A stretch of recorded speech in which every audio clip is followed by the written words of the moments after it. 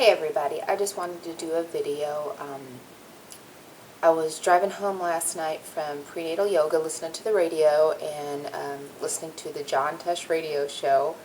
And you know, he has those Intelligence for Life segments, and the one last night really got me thinking. It was about Kaizen, which is a Japanese word for, I believe it's like continuous change, and talk about how taking baby steps towards your goal will help you get there. So that really got me thinking, and I wanted to share my thoughts with you all and hopefully motivate you and motivate myself, and you know, just keep our community accountable to each other and moving forward so that we can all be successful.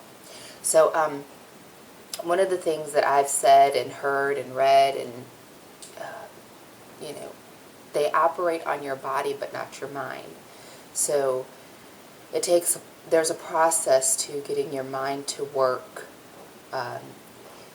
in coordination with your new body. So there's changes that you have to make, and those changes won't be instant. And they're going to seem overwhelming at first, but breaking them up into small goals and small changes can help you better reach them. If you're thinking, you know, I have 100+ pounds to lose, or yeah, I want to start walking, I want to reach 3 miles a day or 5 miles a day, or you know, whatever your goals are.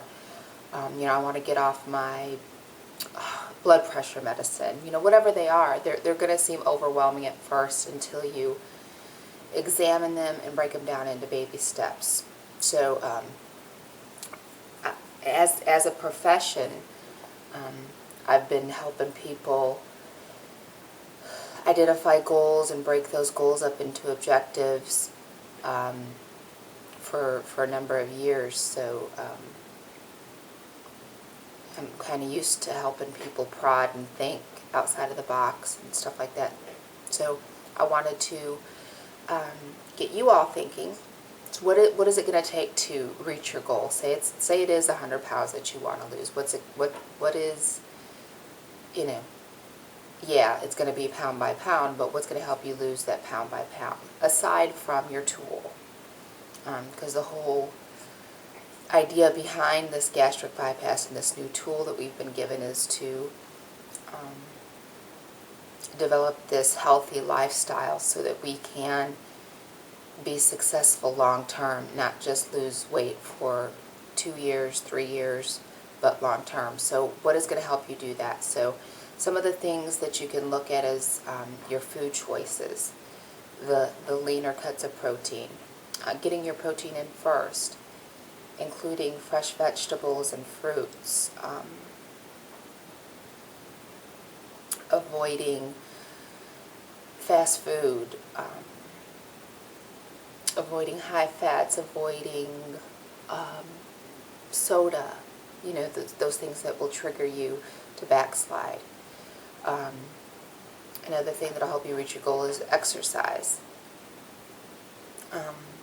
It's overwhelming at first when you're thinking, oh, I got to start going to the gym 5 days a week or 6 days a week or whatever, especially when you're looking at it and you're pre-op and you're not used to moving around, or you're post-op and you don't feel like moving around. Start breaking it up.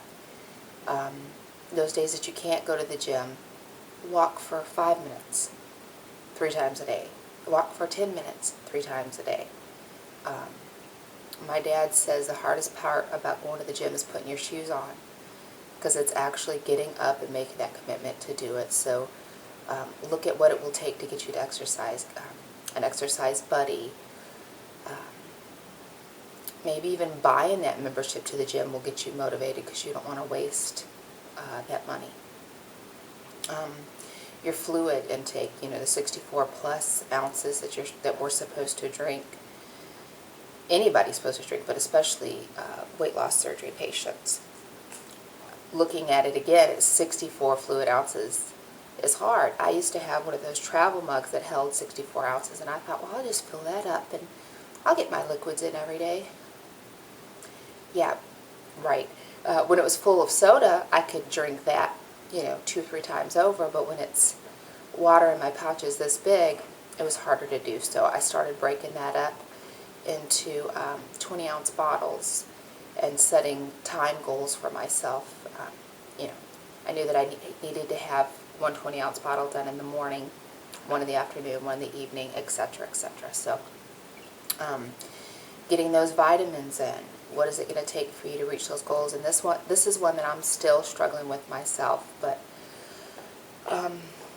getting a pack like that might be helpful for you. Setting it out where you can see it. Setting reminders on your cell phone or your watches, something like that to help you reach that goal. Getting your supplements in. Giovanni. Sorry, she's chewing on a bone.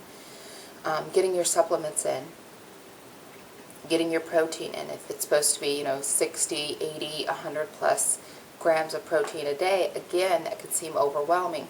But examine what you're eating. Are you eating your protein first? Are you eating the lean, high protein? Are you filling your pouch with junk that's taking space away from your protein? So start asking yourself those questions.